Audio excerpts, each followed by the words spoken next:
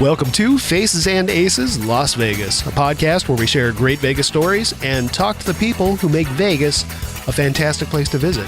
My name is Chris. I'm going to start the show by first admitting that I screwed up. On the last episode of the show, Adam from the Vegas Fanboy podcast and I had a discussion about all the Vegas gambling podcasts out there. I gave a comprehensive list of 18 podcasts, and I missed one. I forgot the Do For a Win podcast, and they cover Atlantic City and gambling. Now, while technically this isn't a Vegas podcast, Ed from Twitter, you might know him as @Scan720, he tweeted me saying, please add @Do For a Win, the Atlantic City podcast. And since Ed is my very first Twitter follower, I have to do anything that he says. That's how Twitter works. So my apologies to the Do For a Win podcast, and thank you to Ed for pointing it out. This week, we have a great story from Todd Goddess. You might know him as @Yo11_ on Twitter. He's got a great story about getting lucky in Vegas, but it's probably not in the way that you're thinking, so stand by for that. And then I have a conversation with Michael from VegasBright.com. Now, normally on the show, we get a fun story, and then we head out to Vegas to find a great interview that matches that story. I originally reached out to Michael to see if he had a great Vegas story to share, and we ended up talking for about 2 hours. And I found his story about how Vegas Bright got started to be so inspirational, I decided to make that the featured interview for this episode. So let's get the show rolling. First up, Todd Goddess to tell us what happened in Vegas.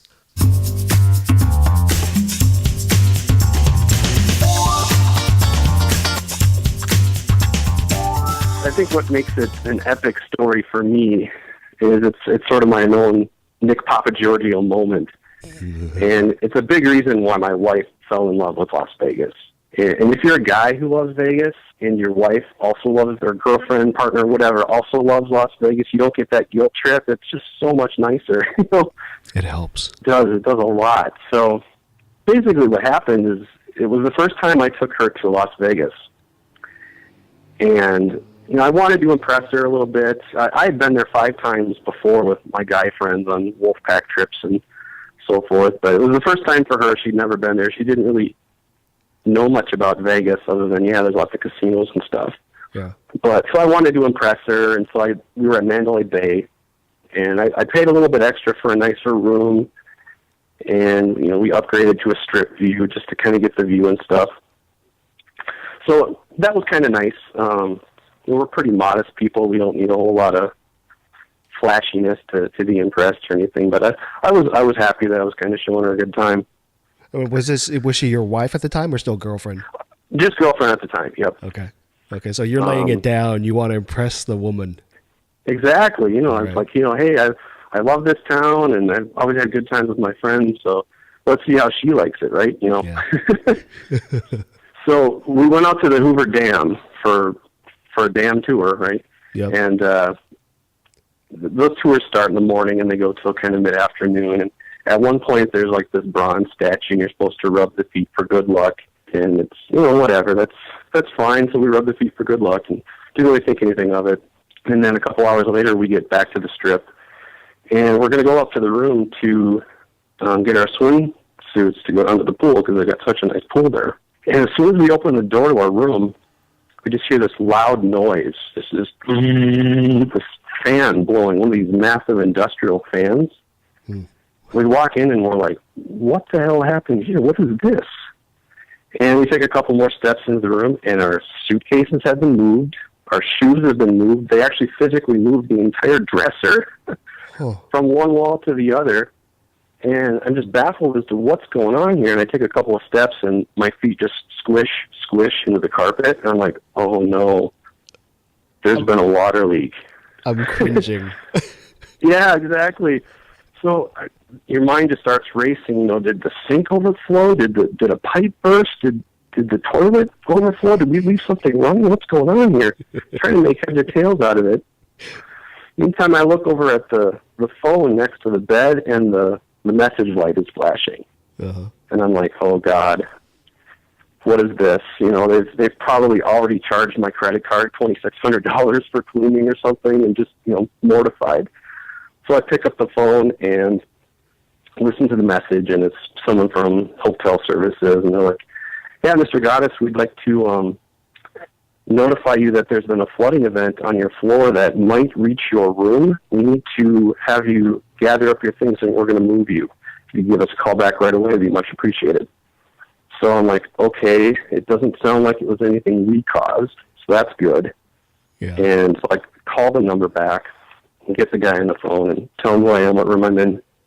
And he's like, "Oh, we're so sorry for the inconvenience. There was a flooding incident. Your floor is all wet. We had to move some of your things. We sincerely apologize for the inconvenience, but we need to move you to a new room.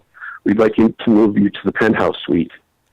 And I'm just like, oh my God, really? Wow. So I tell Amanda, I'm like, "Pack your stuff, pack it all. You know, we're going to the penthouse suite." And that was so unexpected. You know, because I'm not a big gambler. I'm not going to get a lot of comps. I play nickel video poker, quarter video poker, $5 craps. You know, I'm not really impressing anyone. Yeah.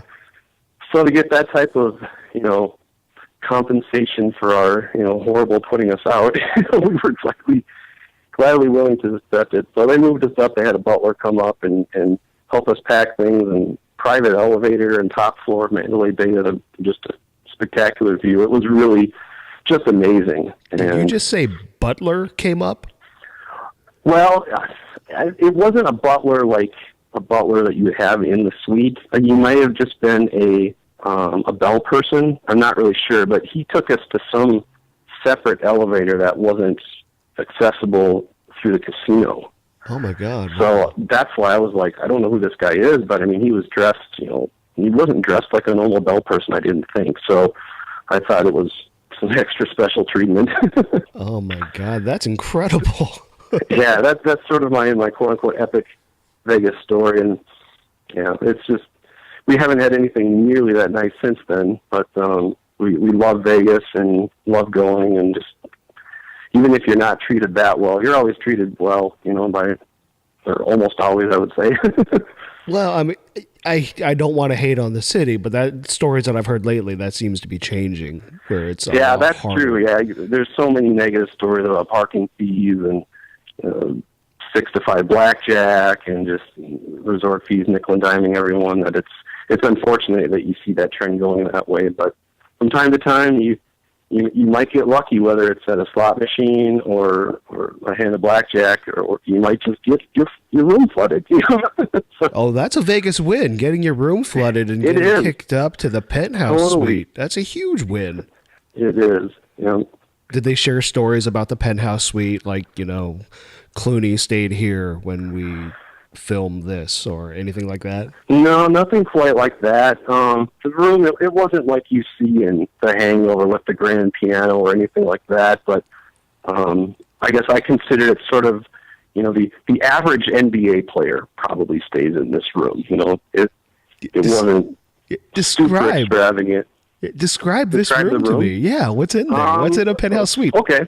Well, you can still find it on the Mandalay Bay website. I don't remember exactly what it's called now, but it had a living room. It had, I think, 2 couches, a coffee table. It had a little kitchen area with a bar, 2 bathrooms, a whirlpool tub, 4 TVs. In fact, at one point, I turned on all 4 TVs just because I could, you know? I've got 4 TVs. Why not? Turn them all to a different channel. So, it was just something silly to do, but yeah, in fact, and then we didn't want to leave the room for a while. It's like, well, you know, we should go down to the pool. That was our original plan, was to go swimming, but this room is so great, we just should stay in here. You know? Yeah, my wife and I got an offer from Mandalay. It was maybe 8 years back. And it must have been slow time of the season, and this is when I used to do a fair amount of gambling. And the room that we got was shockingly big. We knew we were getting a suite, but we didn't know how big this suite was going to be. And it had, just like you were describing, it had a living room, multiple TVs, TV in the bathroom. Yep, TV in the bathroom. the top shelf bathroom products, the top shelf conditioner and shampoo and all that. Yeah, we took all that home with us. Yeah, I mean, we had 2 rooms. I mean, the place had one master bedroom, and then attached to that is the huge living room entryway, and then another sitting room next to that, and then next to that was another bedroom. It was so funny because we were there for, I think, 2 nights, and one night I slept in the other bedroom just because I felt like it was going to waste. Yeah, and don't waste it. So, I mean, plus it was one of those nights where she went to bed early and I stayed out late gambling. And so at some point I didn't want to wake her up. So I just used the other room. But yeah, thankfully I have this other room. Yeah. Also, that way I could tell her, no, I got in early. I just went to the other room. You were sleeping. Didn't want to wake you up. But I got in like 11, Yeah. So I think it's little stories like that just kind of make Vegas special. And if you're one of those people like us that get it, it's just really cool to think about those stories or different people you saw or meals you had, or there's just so many great things. What's your top 3, the top 3 reasons why you go to Vegas? Number 1, craps. Craps is my game. Mm-hmm. Craps is interesting because it seems like every time I play, there's always that guy off to the side that's kind of watching, and he's curious, and he sees it, and doesn't know what's going on, and doesn't know how to play, but he sees the energy of everyone that is there, and they're kind of, they're standing up on their tiptoes trying to see where the chips are going and everything, and what the dice roll was. And I'll tell that guy, hey, come over, you want to play? And they'll say, oh, no, I don't really know how, but I'll help them out. I'll say, well, come on over, I'll show you how it works. It's not that tough. So you get to talk to people like that, and makes it interesting. In fact, we were at the pool at Monte Carlo, I think about, a year or 2 ago, just sitting there laying by the pool, and someone next to me says, or I think his wife says, so if they roll a 7 or 11, you lose? Is that how it works? And the guy's like, no, I think 11's good. And my ears perked up because I just love explaining the game to people. Yeah. And so I just started teaching him right there at the pool how to play craps. That's actually me. I'm the guy who's standing off to the side watching everybody play craps. Yeah, well, hey, if you want to learn, You Can Bet on That guys have my book on their webpage. Oh, really? Yeah, it's a free book. It's just a PDF, really, but it's called How a Math Nerd Plays Craps. That's and I kind of cool. describe the game and the good bets and the bad bets. So it's number 2, probably I would say the food. There's just so many great food options, and you can spend a decent amount on a meal, but if you look hard enough, you can find some pretty good bargains for some great meals. I'd say the number 3 reason is just got to be the energy. Yeah. Saturday night, walking down the strip, and you can just feel it, the electricity in the air and the lights and the sounds and everything. That's probably the 3rd thing that gets us coming back, is just the energy. Any given day, I would answer that question differently depending on the mood that I'm in, because there are so many cool things about the city. I mean, and not just food, things to do. Yeah, we've done a strip helicopter flight. That was really cool. Riding the high roller. Haven't done that either. The Neon Museum. I think I sent you that on Twitter last week. It was like, yeah, that place is cool. If you're into the history of Vegas, which my wife and I are, it's really cool to see those old signs. Yeah, to the actual tangible history that you can walk through. You see the cool signs of the past. That I would really enjoy. Yeah, it's really neat. I highly recommend it. Yeah. So what would you suggest if someone was coming out to Vegas for the first time? Where would you suggest that they go see? The first time? Well, I guess I would say maybe from a simple standpoint, hop on the Deuce and just take the Deuce all the way up and down the strip once. Mm-hmm. Get an upper level or a second level seat, toward the front, hopefully, so you can see out the front, and just start out at Tropicana and go all the way up to downtown and come all the way back to the south side, and just look at everything and kind of get an idea of, oh, that's where the gondolas are. I want to go there, or oh, there's the Bellagio Fountain.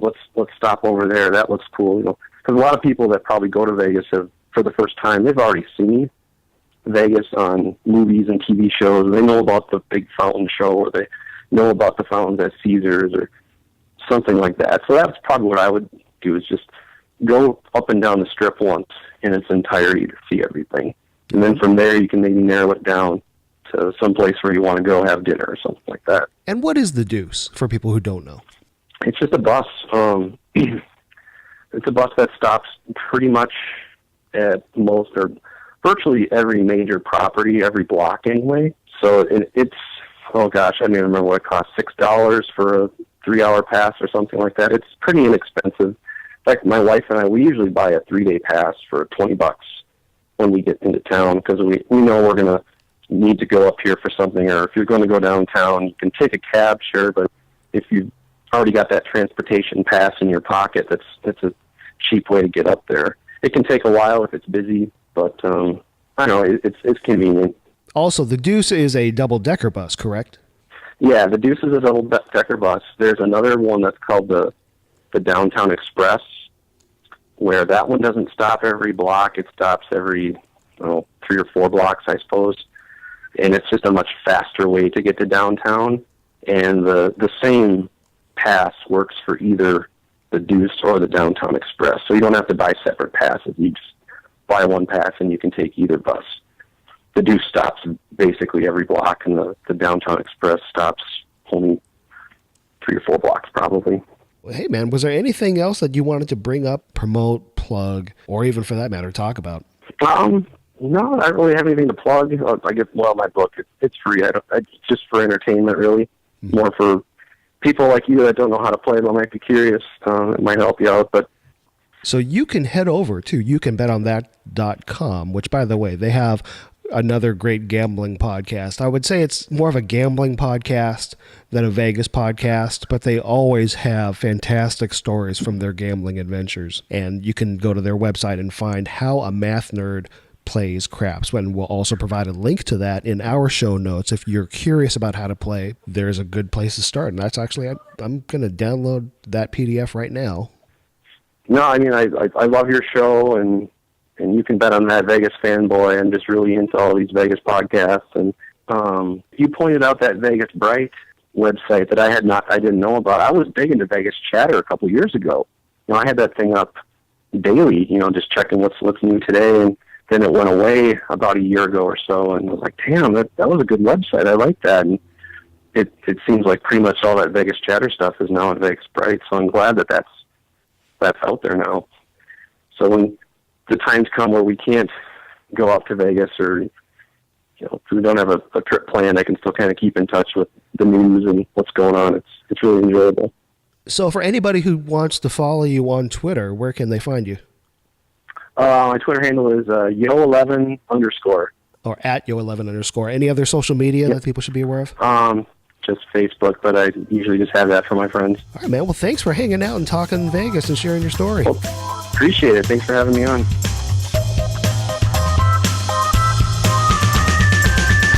Next up is Michael from VegasBright.com. I'm a real big fan of following your passion, and in Michael's case, his passion led him to creating a Vegas news and opinion website where he provides many of us with great Vegas information. So a lot of us benefit from his and his writing staff's labor of love. I thought it would be a great idea to share with you some of our conversation. And just for clarification, he refers to someone named Scott a couple of times. He's talking about Scott from VitalVegas.com, who, by the way, also has a great podcast and blog. So please enjoy my conversation with Michael. The thing is, I'm not sure how many good funny stories I have. I was just talking about this with my wife. I was like, do you remember a good funny story when we were in Vegas? And we were thinking, I was like, most of our jokes are internal, and they were about our dog. And so it was just was it this one moment where something, and we're like, no. So I'm like, well, I'm screwed. I mean, if you don't have a story, that's fine too. We could go ahead and talk a little bit about the website and the podcast, and then go into the favorite 5 things. Which, by the way, how was your most recent trip? I saw some of it on Twitter. Oh yeah, it was good. Did so many things, and I think that my favorite part was just being there for the. Well, we were a bit late for the park opening, but that they did a great job with the park. I mean, I know I give MGM some shit for the parking thing, but I kind of got to give it to them on the park. Parking bad, park good. Yeah, in the arena, I was invited for the media tour.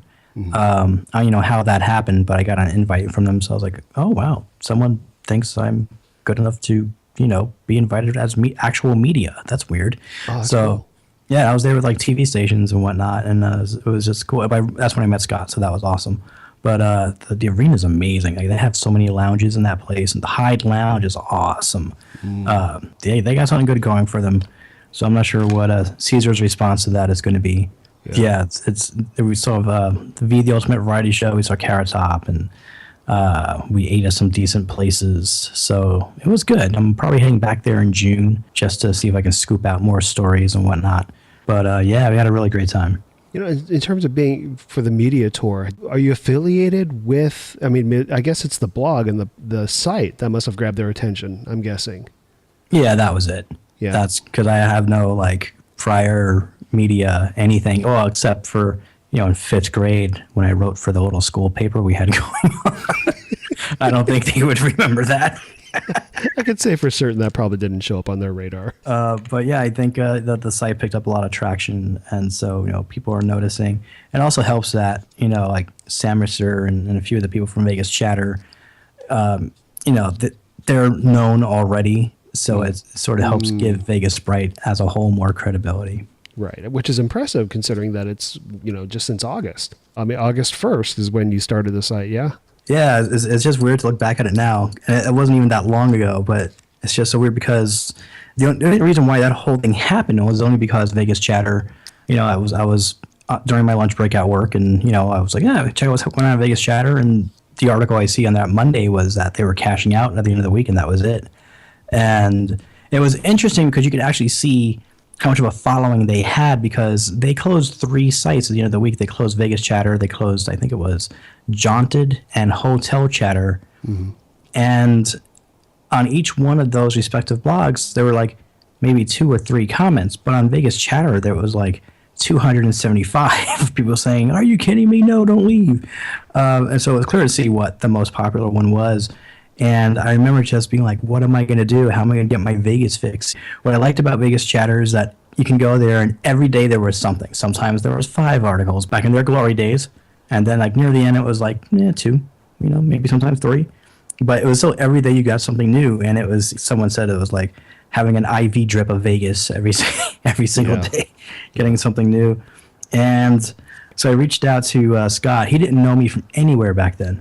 And I was just like, hey, well, since Vegas Chatter is going, maybe you can take on some of the writers. It seems like a perfect marriage because they, Vegas Chatter and Vital Vegas got along swimmingly. But he was like, Naz, it's going to be a lot of work. And I didn't understand at the time. Naivety at its best. I didn't understand at the time how much work it ends up being. And I was just like, nah, you just have a site and they show up and write. I mean, what is there to do? Yeah. So that's what I thought was going to happen, and turned out that it is work. It's a lot of work, but it's good work. It's not like if I knew what I was getting into, would I change my mind about it? No, I don't think so. That first month was crazy. That first month was the worst, but just because I was just getting the site together but the community just immediately embraced it. Like I remember, I only told Sam, I was like, all right, I'm putting the Vegas Bright Facebook page together some point tonight. So in the morning, it might or might not be up. It was like 2, 3 in the morning. And when I got done with it, I was also still working on the website and everything. And I didn't even send him an email and say, all right, the Facebook page is done. When I woke up the next morning, it wasn't even the next morning, it was like 10 a.m. And I woke up and I picked up my phone and I looked at it and I see all these notifications. I'm like, what the hell is going on? And we had already gotten like 185 likes. It was only up for like a few hours. Yeah. And it turned out that Sam and Blonde Forever spread the word and it just sort of grew. So I got to It was kind of bittersweet though, because like my other Facebook page is for my music, and that thing only had like 68 likes, and it was around for 3 years. Yeah. So I had chief editor me was happy, but music me was not. Music me was not.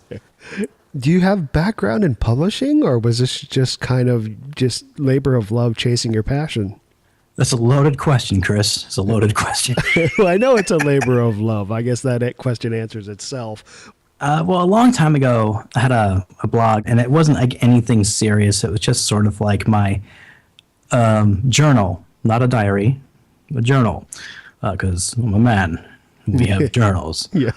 And that was all it was. It wasn't anything special, and it was kind of goofy a little bit, and that was it. But I didn't really think much of it. And the thing is, when I started Vegas Bright, I didn't imagine that I would even be writing for it. I just figured everybody else would write, and that would be it. But no. And that's cool, because I always liked writing. I just never really took it seriously. But Vegas Bright kind of makes me do that now, and it's a good thing. So it's been it's been a blessing. Sometimes a curse, but mostly a blessing. So you went ahead and built the site, and then you decided to start a podcast some months later. What was where'd that come from? So that actually was from was a combining of really two passions, because Vegas Bright reawoke the inner writer in me. And I started getting into all the Vegas podcasts. I did a podcast like in 2005 for like independent music, which is why when you do these shows that feature these indie artists, I'm like, this is so awesome, because that's what I used to do. Oh, cool. And when I was in broadcast radio, that's what my show was about. It was about featuring independent musicians from Long Island, New York, also home of Chris Angel. And we'll hold it against you. Yeah. Well, I'm not from there. I'm from Brooklyn. But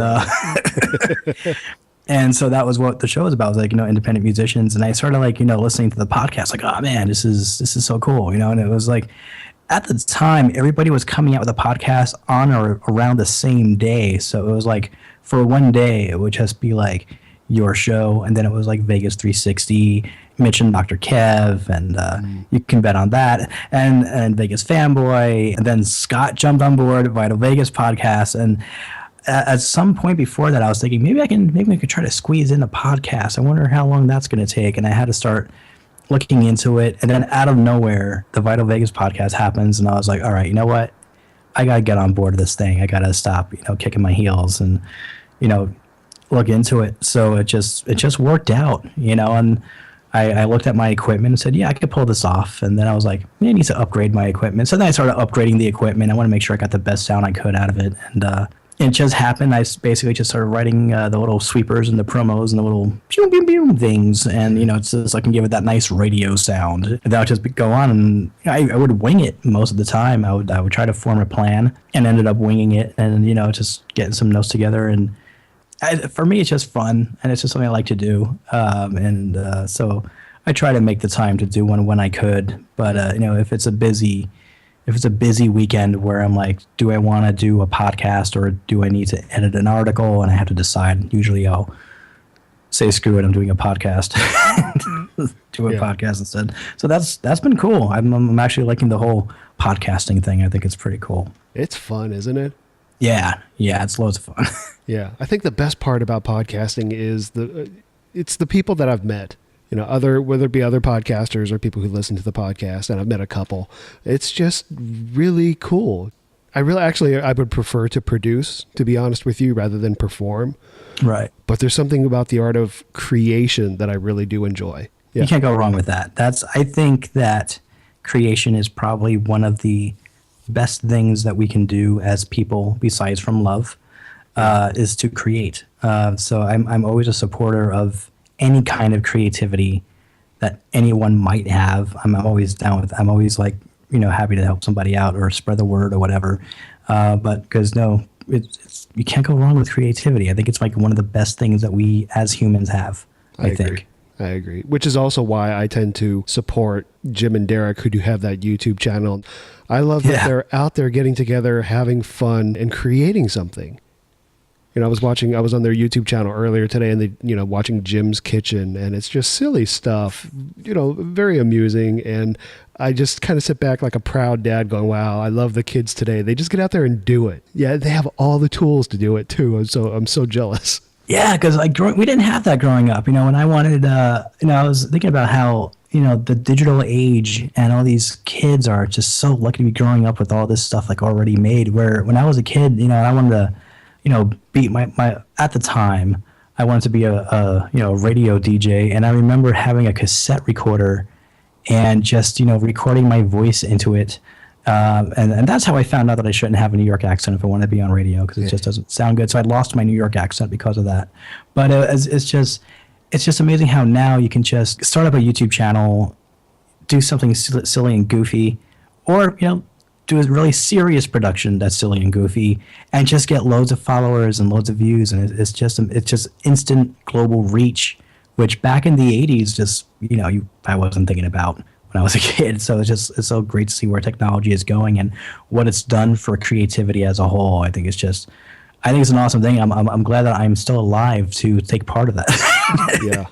Yeah. And I think you and I are on the same page in terms of being just an admirer of creative people. That's one of the big reasons why it was such a great interview for me, the Vegas live sessions. I get where they're coming from, and they want to bring up other independent music artists and anyone, who's at the beginning trying to make it. I want to, in any way that I can, help out. I want to see people make it. I love that.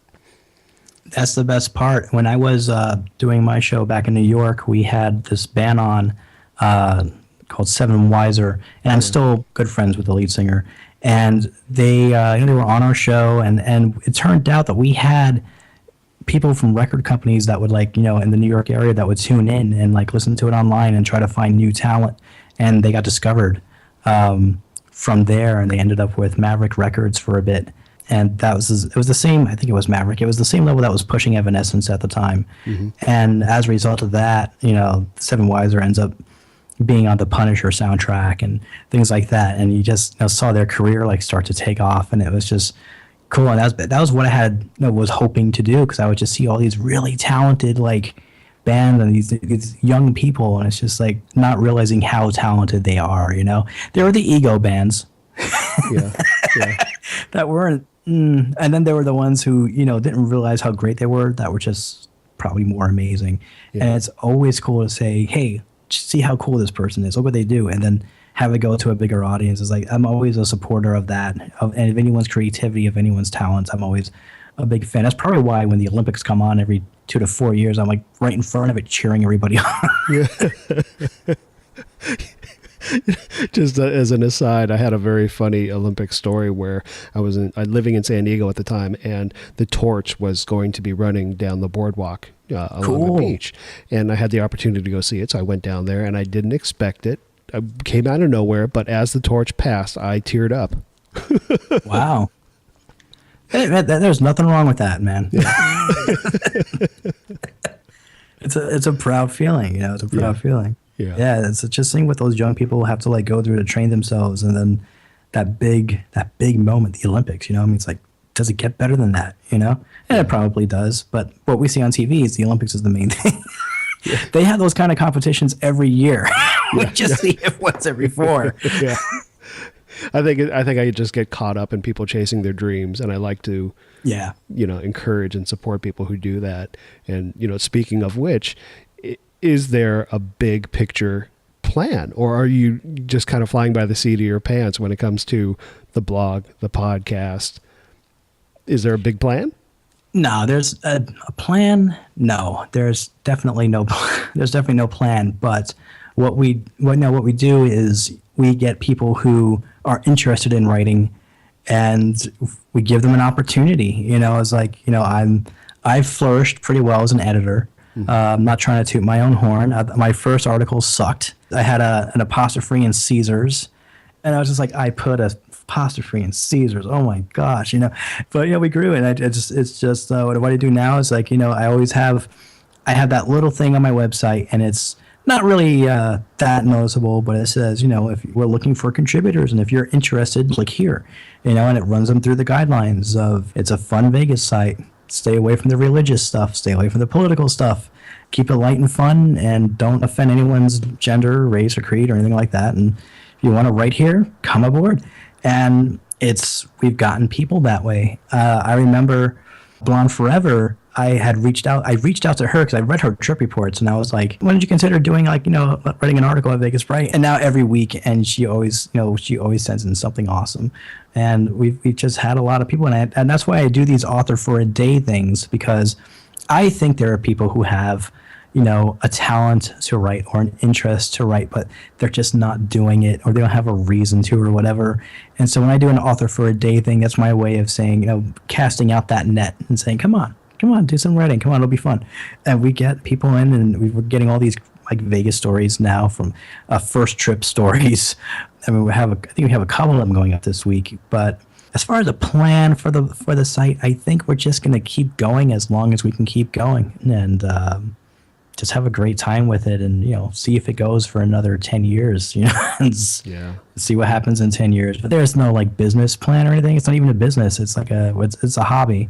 And that surprises people, because over at Vegas Chatter, if someone was really mean in the comments, some people would pay to be nice to these people and pacify these people. And that's not the case at Vegas Bright. So we're volunteers.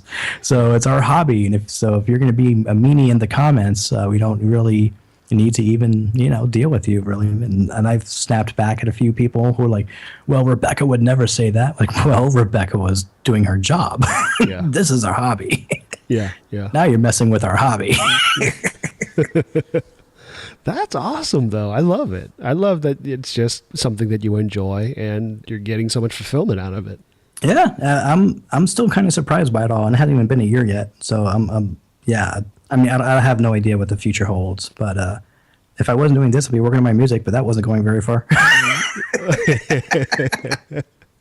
Yeah, that's another hobby.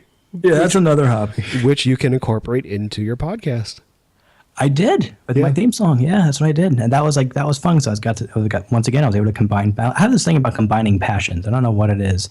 I hope it doesn't become like that thing on Seinfeld with George who had to eat while having sex, because that would be kind of awkward.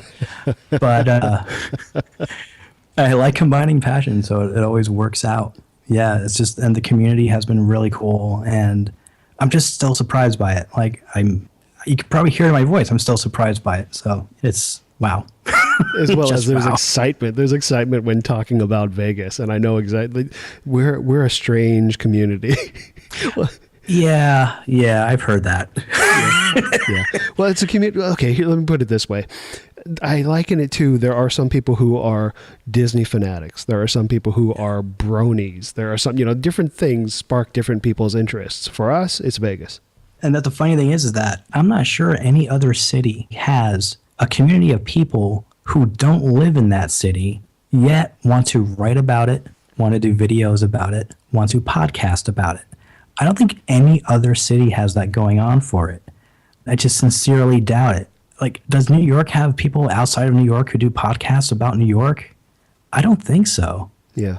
You know what I mean? So it's just, Vegas is already unique as it is. And I think that the people who love Vegas like we do are also unique as well. Yeah. So let's go ahead and jump over to favorite 5 things about Vegas. This is a segment that I'm stealing from the Dark Angels Pretty Freaks podcast. They have a segment called Favorite 5, which they in turn stole from another podcast called The History of Bad Ideas. So I wanted to make sure to give them the proper plugs to let them know that I'm stealing from them. Which, by the way, I did reach out to Dark Angels and let them know already, so they're cool with it. That's good to know. So the top 5 favorite things about Vegas. Oh, by the way, this is to say that this is not a definitive list, and depending on how often we go, this list could change at any time. But as of this moment, what is your number 5 favorite thing to do in Vegas? And the other thing is, there's so many things that I haven't done yet that aren't on this list because, for example, I'm dying to go ice skating at the Cosmopolitan. That sounds like a lot of fun during the wintertime. And I still haven't done the adventure combat ops yet where I get to shoot zombies. That hasn't happened yet. So they will show up on the top 5, I'm sure, at some point in the future. But oh, yeah, absolutely. Yeah. I think right now my number 5 thing is the service, the customer service, how the staff at restaurants, and even not even fancy restaurants, just sort of middle of the road places, are very attentive and take care of you. I don't think I've experienced good customer service like that in many other places outside of Las Vegas. As when it comes to that, you're being taken care of when you go to Las Vegas. I agree with you 100% on that one. That's a good one. I'm constantly saying on the podcast, take care of your service people. Make sure to tip and tip well because they do a really good job. Yep. My number 5, I chose the Inspired News Cafe in downtown. It's on the corner of Las Vegas Boulevard and Fremont Street, and they also have the Wayfarer bar in the back, and that's where we record this show. And because I go down there these days mostly to work or do the podcast, it's a great quiet little corner to hang out, free Wi-Fi. I could stay there for hours, and it's much more pleasant than a Starbucks or a Coffee Bean. So I have to try that out. It's not too far from the Beat Coffee House, which is another cool coffee house to hang out at. But Inspire is not very well known, and so you could go in there and pretty much have run of the place. It's nice and quiet. Fantastic place. I love it. All right. Huh. You make me rethink my list now. All right. Number 4. I would have to say, this is going to sound silly. I'm going to lose a lot of Vegas cred for this, but I would say Bugsy's Bar at the Flamingo.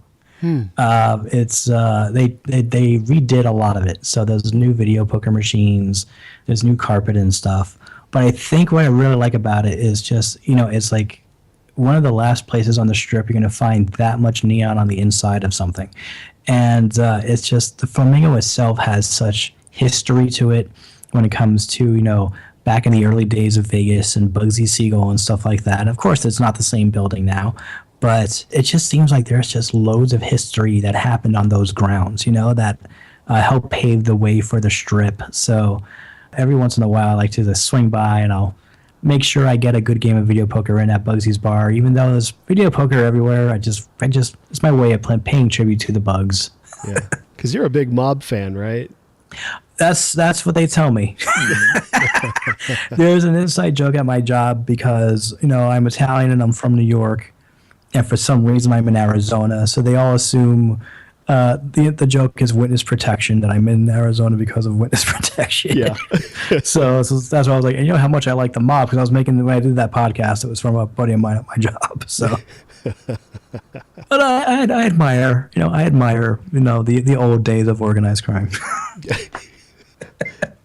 So my number 4, I'm going downtown again, and this is I'm a big fan of the Container Park. I love what they did with it. I love how they've carved out this little non-gambling friendly place in the middle of Sin City, because sometimes the Strip can get a little bit overwhelming. And also my favorite hot dog place in Vegas is down there, Shafini's. Just one of them is big enough for a meal. Like, wow. Yeah, it's just good stuff, and it's just nice to see families. And I know Vegas is typically not the family place you want to go to, but I think the community enjoys Container Park more so than the tourists, and I think that's what appeals to me. You know what? When I was there, I didn't even get a chance to go to Container Park because we basically just stayed like all along the Fremont Street experience. And I remember saying, when I go back out for my solo trip, I'm going to be doing a lot more walk-ins. So I know I'm definitely going to probably check that out. I'm also going downtown too for, I guess it's number 3.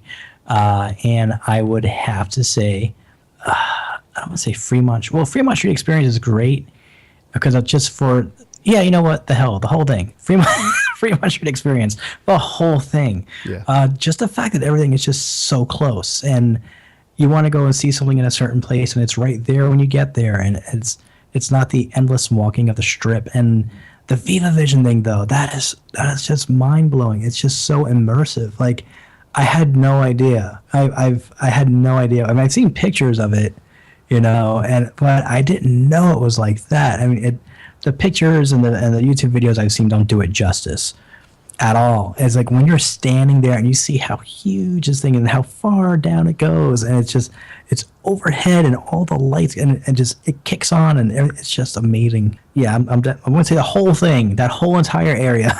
Yeah. For number 3.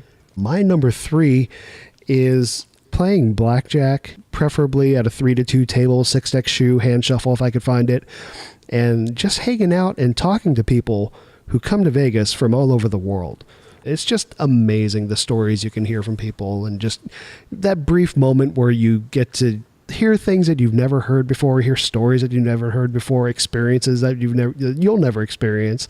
I love hearing that kind of stuff. And so I'm sorry to be the chatty guy at the blackjack table, but yeah, that's me.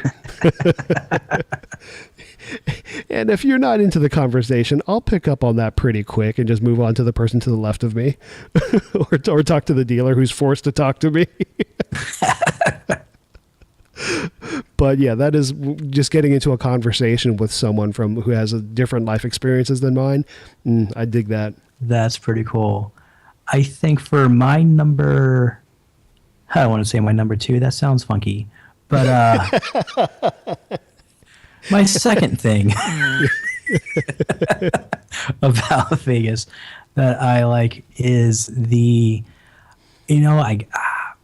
I like the themed resorts. I like being able to look down the strip and see a castle and a pyramid, and some place that aspires to be Venice and, Paris and things of that nature. It's the strip as far with those themed resorts. It's one of the most unique intersections in all of America, if not the world. It's just, there's something about that skyline that I love, and a lot of that is because of the themed resorts. I really couldn't imagine Box City over there. It just wouldn't be the same to me. You know what I'm saying? You know what I mean? Yeah. So I would say the themed resorts is, like going to Paris and walking around and you have the legs of the structures inside of the actual casino and the way they themed it up and everything is in French and like. It's just awesome to me. The Venetian is probably one of the most beautiful resort hotels to me, because of my heritage and whatnot, but on the face of the earth. It's just so, the ceilings, the way they're painted, the attention to detail is just, I can't imagine finding that anywhere else, with the exception of Venice, but that whole place is going underwater, so. Yeah, it's sinking anyway, so. At least we'll have Vegas. Exactly. The second choice on my list, speaking of shows, is Beatles Love. I really enjoyed that. And prior to going in, I was a casual Beatles fan.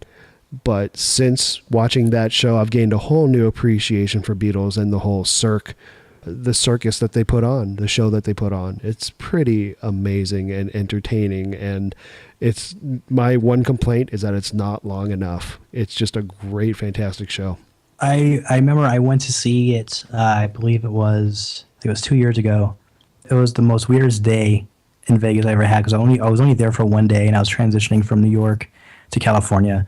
And I remember I had just left earlier that morning, said goodbye to my wife, said goodbye to my dog, and said, all right, we'll see you in California if I can get a job in a place and, stay on my buddy's couch, look for a job, get a job instantly, because that's what's supposed to happen when you have big plans.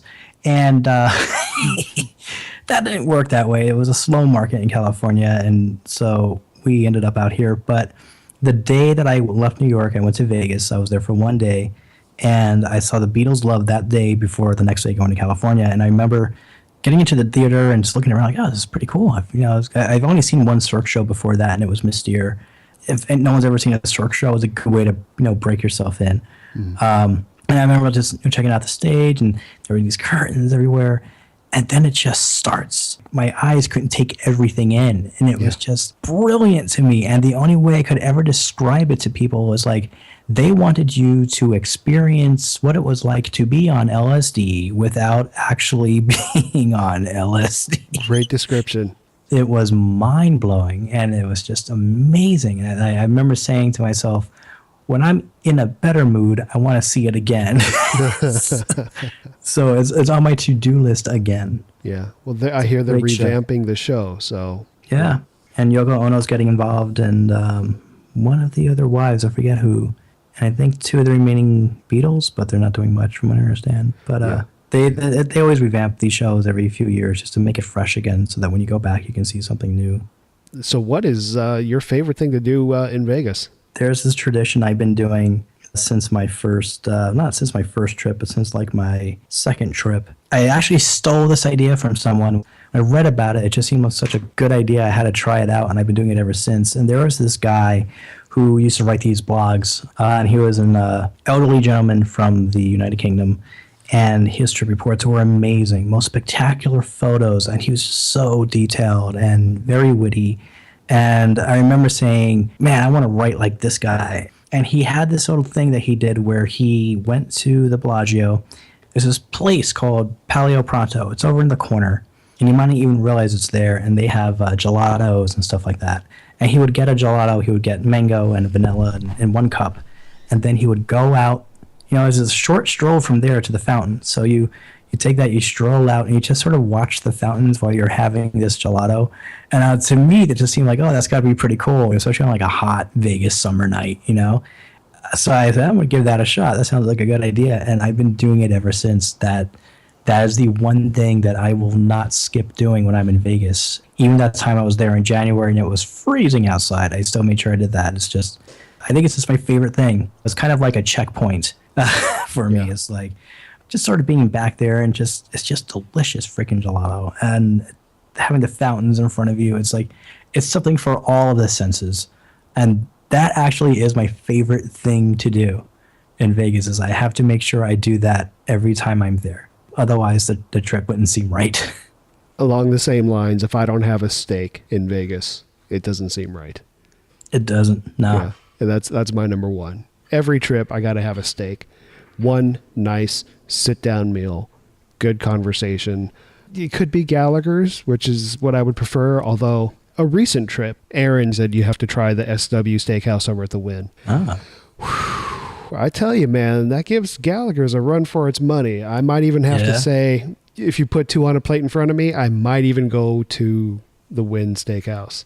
Really? It doesn't have the dry age seasoning that Gallagher's does, but man, that was just the most tender cut of beef that I've ever had. It was amazing. Yeah, and that's for me, that's just part of the Vegas trip, the Vegas experience, indulgence. Yeah. You know. There's a lot more everything in Vegas than in Arizona. You get to let yourself go in Vegas, and I think that's one of the many reasons why I dig the city. I couldn't agree more. Yeah, whoa, it's almost been 2 hours, and I still have an article to write. Well, it's been fun. I want to make sure I get a close. Is there anything that you would like to plug or promote? No. No, I'm kidding. I'm going to be different than the other guests. I have nothing to plug or promote at all. I'd like Me to promote being on the show is my gift to your listeners. I'd like to promote stamps.com, and if you use the promo code Mark Maron. And, So Vegas Bright is not only a podcast. We have articles Monday through Friday on the news and happenings, things that happen in Las Vegas, some observations, peeks behind construction walls and things of that nature. So if you need a Vegas fix on a daily basis, feel free to check out vegasbright.com. You can find a lot of your favorite Vegas chatter writers over there at Vegas Bright. And tune into the podcast. Oh, yeah, and that too. I do that sometimes. You can find that there as well. And its own domain is podcast.vegasbright.com. Yeah. Well, thanks for coming on the show, man. I really do appreciate it. I had a really good time talking to you for 2 hours. Wow. It's a pleasure to be here. I'd love to do it again. And that's going to do it for episode 20 of Faces and Aces Las Vegas. Thanks to Todd and Michael for coming on the show. You can find their info in the show notes at facesandaceslv.com. We're always looking for great Vegas stories. If you have one to share, you can find us on Twitter at facesandaceslv, or you can email us. Our email address is contact@facesandaceslv.com. You can even leave us an anonymous voicemail. If you have a great Vegas confession that you need to get off your chest, you can call us at 702-381-3657. If you're looking for a new sports podcast, geek podcast, movie podcast, news podcast, or whatever, check out #PodandFamily on Twitter, and you're going to find one that you like. As always, I thank you for listening to the show, and remember, what happens in Vegas ends up on this podcast.